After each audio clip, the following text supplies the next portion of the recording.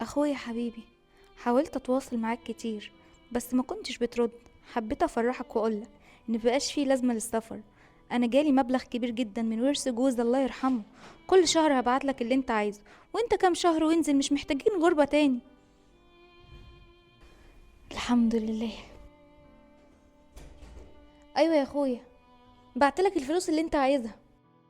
ايوه بقولك ما تشيلش هم اي حاجه، اي حاجه تحتاجها هبعتها لك. عذرا، رقم الهاتف المطلوب مغلق حاليا.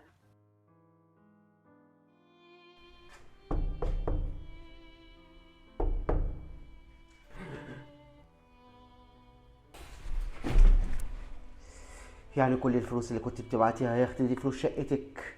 انا اتغربت من بعدك يا اختي، هجيبك ازاي دلوقتي؟